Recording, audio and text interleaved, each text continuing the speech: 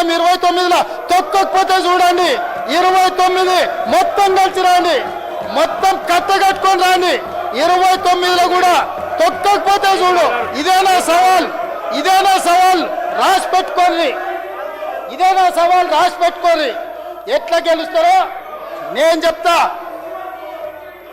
అయ్యా అయ్యా అన్న ఇంట్లో పెట్టుకున్నాడు, బెడ్రూమ్లో పెట్టుకున్నాడు, మోసం చేసి నీ పక్కనే చేరినరు. నేను పొడిస్తే పండుకున్నప్పుడు కిడ్నీలు అమ్ముకుంటే పోతావు అక్కనే. పోనీ ఎందుకు ఇప్పుడు అధ్యక్ష?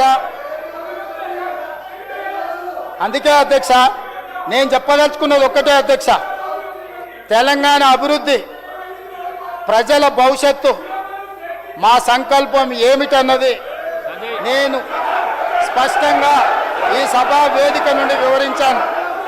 ఈ విజన్ కొద్దీ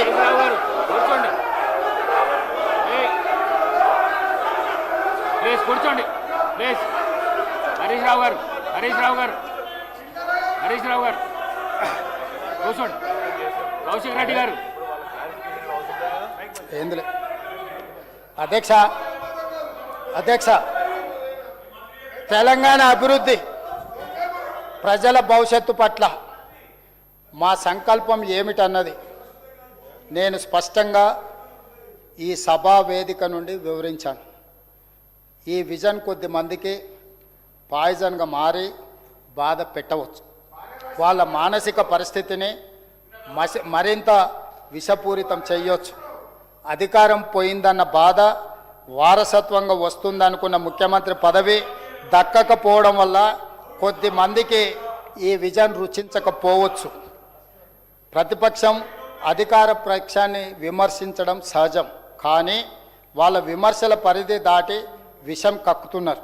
తెలంగాణ ప్రజల కోసం వాళ్ళు కక్కే విషాన్ని నేను శివుడి లెక్క కంఠంలో దాచుకునే శక్తి నాకు, మా మంత్రివర్గ సహచరులకు ఉంది. కాబట్టే ఇబ్బంది ఏమీ లేదు. కుంగి కృషించి నశించే వారిని ఎవరు మాత్రం కాపాడగలరు? అటువంటి వారికి ఆరోగ్యశ్రీలో కూడా ఇప్పటికి వైద్యం లేదు. దాన్ని చేర్చి వాళ్ళకు ఆ వైద్యాన్ని అందించాల్సిందిగా వైద్య ఆరోగ్య శాఖ మంత్రి దామోదర్ రాజనరసింహ గారికి విజ్ఞప్తి చేస్తున్నా. అధ్యక్ష, గవర్నర్ ప్రసంగంపై ధన్యవాదాలు తెలిపే తీర్మానంపై నిన్న సిరిసిల్ల ఎమ్మెల్యే గారు మాట్లాడుతూ కొన్ని విమర్శలు చేశారు. వాటిని చూసిన తర్వాత నాకు ఒక విషయం అర్థమైంది. వారి తండ్రి గారు ఆయనకు మాటలు, మూటలు, మాయ మాటలు, ఈ 3 విషయాలనే తారక మంత్రంగా నేర్పినట్టు ఉన్నారు. ఇచ్చిన హామీల విషయంలో, ప్రజల్ని మోసం చేయడంలో డబుల్ త్రిబుల్ పిహెచ్డీలు చేసిన వీళ్ళు మా గురించి మాట్లాడే నైతిక అర్హత లేదు. అధ్యక్ష, వెనకటికి ఒక ఆయన అప్పులు ఎందుకు మిగిలాయరా అంటే ఎగ్గొట్టడం చేతగాక మిగిలిపోయినాయని. వాళ్ళు ఎగ్గొట్టిన అప్పులను ఈరోజు కట్టడానికే ఈరోజు మా పరిస్థితి ఈ పరిస్థితికి వచ్చింది.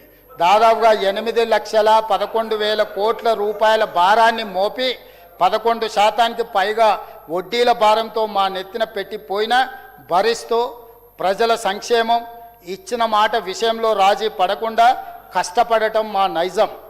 సుట్టమై వచ్చి దయ్యమై పట్టిండంటే వెనకటికి ఎవడు అధ్యక్ష? సుట్టమై వస్తే దయ్యమై పట్టిండంట. తెలంగాణ ఉద్యమం పేరుతో అధికారంలోకి వచ్చిన ప్రజలను ఘోరంగా వంచిన వీళ్ళు మాకొచ్చి నీతులు చెప్తున్నారు అధ్యక్ష. పాలకుండ దగ్గర అధ్యక్ష, వెనకటికి ఎవరో అంట పాలకుండ దగ్గర దొంగపిల్లిని కాపలా పెట్టారట. పాలకుండ దగ్గర దొంగపిల్లిని కాపలా పెడితే పాలు కుండలు ఉంటాయి అధ్యక్ష. వీళ్ళకు కూడా తెలంగాణ రాగానే అధికారాన్ని అప్పచెప్తే 10 సంవత్సరాలు తెలంగాణ మొత్తం దోసుకొని పంచుకొని తిని ఈరోజు తిన్నదరగకు వచ్చి ఇక్కడ లొలి పెడుతున్నారు అధ్యక్ష. అందుకే అధ్యక్ష,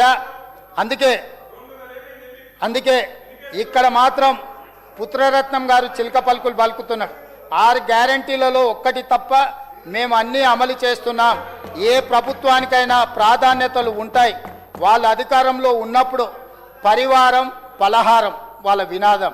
మొత్తం తెలంగాణ మొత్తం వాళ్ళ పరివారానికి పలహారంగా మారింది. వాళ్ళ విధానం మాత్రం అదే అధ్యక్ష.